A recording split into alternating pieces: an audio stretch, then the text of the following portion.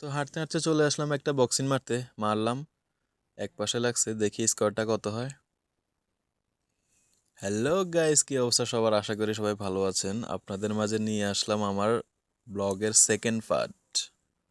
তো আপনারা ব্লগের প্রথম পার্টে দেখেছেন বাড়ি থেকে কিভাবে শ্যামপুর ওরসে আসলাম।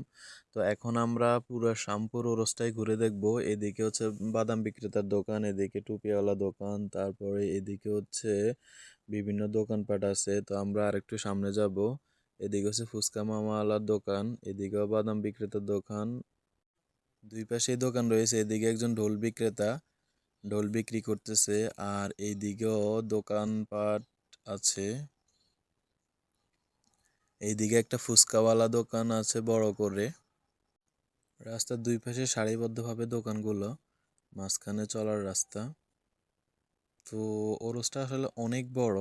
মূল গেটে যাইতে আমার প্রায় আধা ঘন্টা 1 ঘন্টার মতো লাগছে।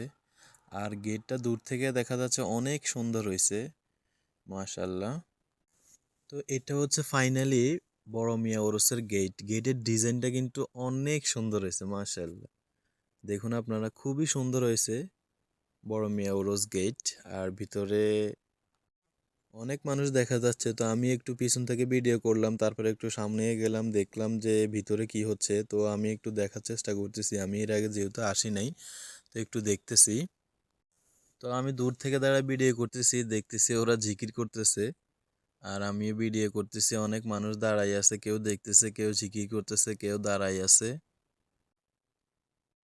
তো আমি একটু জুম করে দেখলাম, তারপরে আমি ভাবলাম যে না, এখানে আর থাকবো না, আমি একটু বাইরে চলে যাই। তো এখানে এদিকে আসি যে ফুল আর ফুল, অনেক সুন্দর ফুল বাগানটা। তো কেউ ছবি তুলতেছে, কেউ ভিডিও করতেছে। তো আমি একটু ভিডিও করলাম। ফুলগুলো অসম্ভব সুন্দর, বিউটিফুল। আর আজকের দিনটাও মাসাল্লাহ অনেক সুন্দর। দেখুন, অনেক মানুষের সমাগম।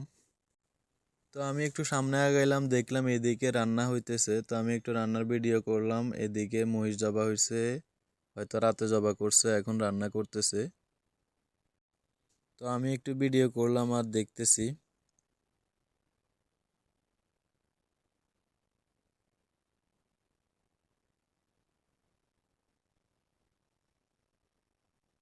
তো আমি রান্নার ভিডিও দেখতে দেখতে একটু সামনে এগোইলাম। এদিকে মানুষের ভিড়। তো এদিকে মহিষের চামড়া দেখা যাচ্ছে, এগুলাই হয়তো রাতে জবা করছে। তো সামনে একটা হাক্কা আছে, নোয়াখালীর বাসা। তো আমি এদিকে ওই বাড়ি গেলাম।